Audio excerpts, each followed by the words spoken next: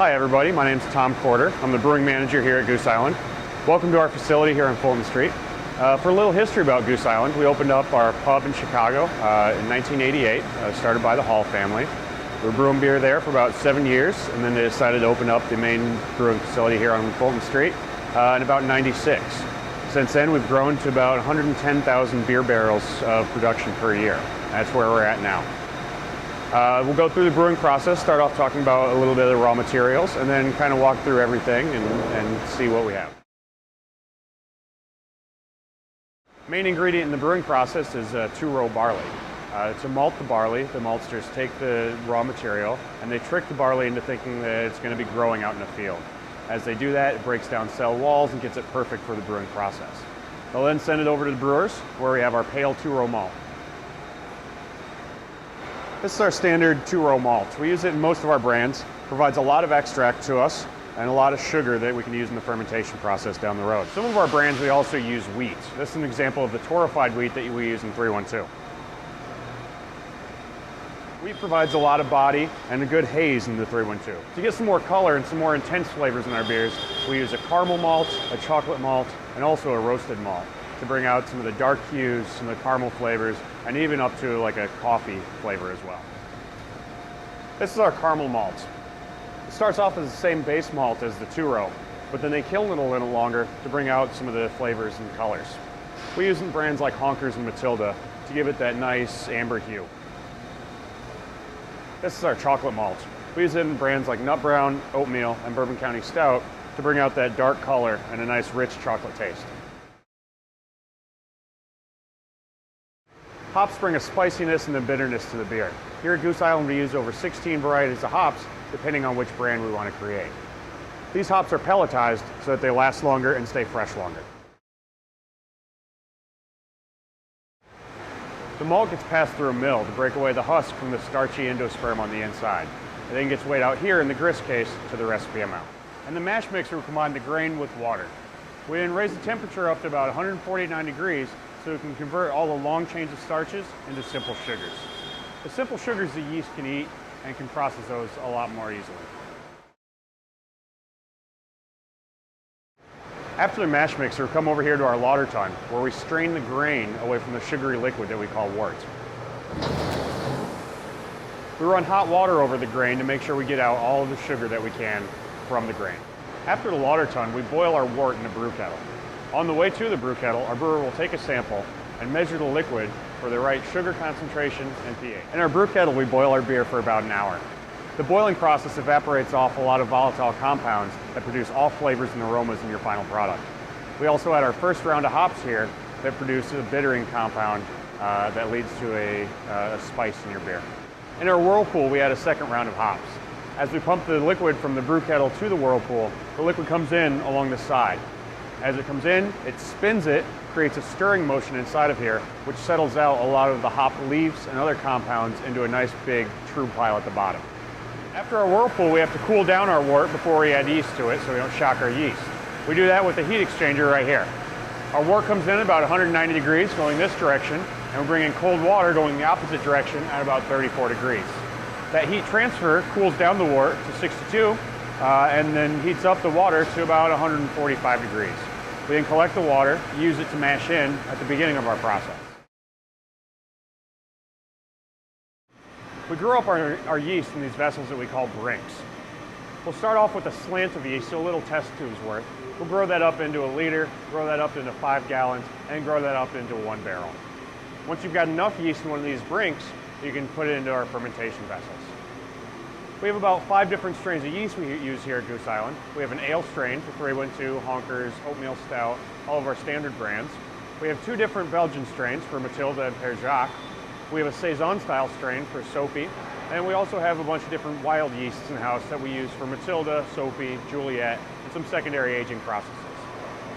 Once our yeast is ready here in a brink, we pitch it into a fermenter and we start the fermentation process. In fermentation, you take the sugars that you created in the brew house and convert those into CO2 and alcohol. Here at Goose Island, we have 19 fermenters with a total capacity of about 4,500 barrels. After 8 to 10 days, your fermentation is complete. You cool your beer down, so it's about 32 degrees, and then you process it and get it ready for the bottle. Once our beer is cold, it's ready to put through one of the finishing processes. We can do one of two things here. First thing is put the beer through a centrifuge. That separates the yeast out from the clear beer. The centrifuge here has a bunch of plates inside of it to spin around. That spinning motion throws the heavy particles, the yeast cells, to the outside, and the clear beer comes up through the middle here. We can then send that over to a filter. In our filter, we have a diatomaceous earth filter. There are about 41 mesh candles inside of that right here, inside of this housing. As the beer runs through there, it gets filtered through a diatomaceous earth filter bed. That takes out a lot of the smaller chain proteins that could cause a chill haze in your final product. We can run two different sizes of kegs here at Goose Island. A 6th barrel that you see running now are your standard half barrel, both on the same machine. We'll run about 50 kegs per hour. We'll take our empty, dirty kegs, put them through this machine where it's cleaned off several times. After that, it's filled, flipped over, labeled, and it's ready to go. After our bottles are unloaded off the pallets, they come onto this conveyor where they have to be rinsed. We want to make sure each bottle is nice and clean before we put our beer into it.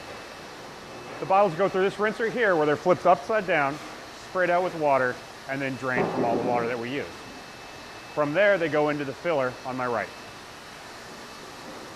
In the filler, we go about 200 bottles per minute, which equals about 500 cases of beer per hour. The bottle will be pressed up against the fill tube, purged with CO2 not once, but twice to make sure we don't have any oxygen in the bottle.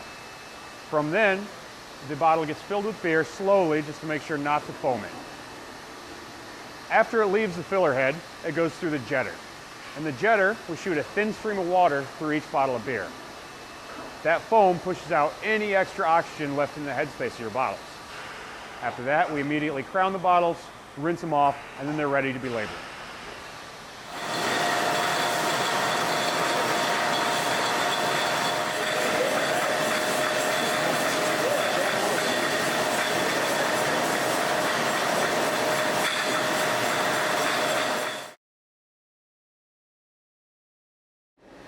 After the filler and crowner, the bottles need to be labeled. They'll come over here to our labeler, where each label is individually glued and then pasted on the bottle. We do a front label, a back label, and then a neck label, and then the bottle is ready to be put into its package. Bottles will travel along this conveyor here to where we drop the bottles into each case. The case will come up, meet the bottles, and then drop back down where it gets sealed up.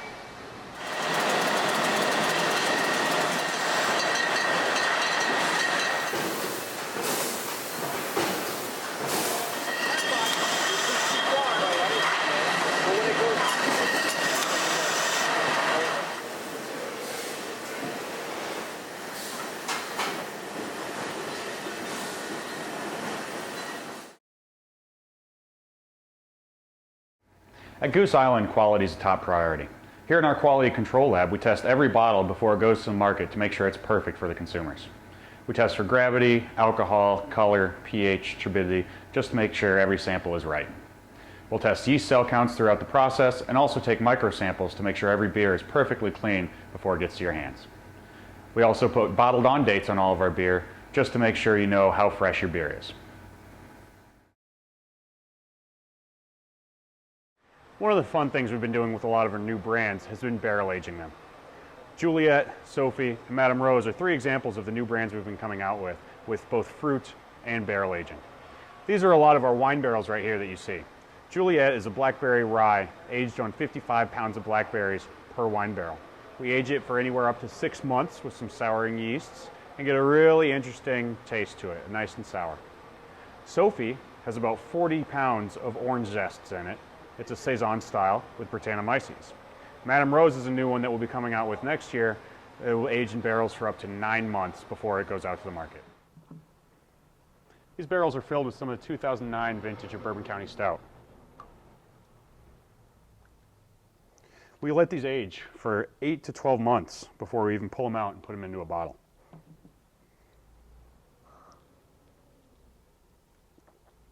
This batch is about good to go.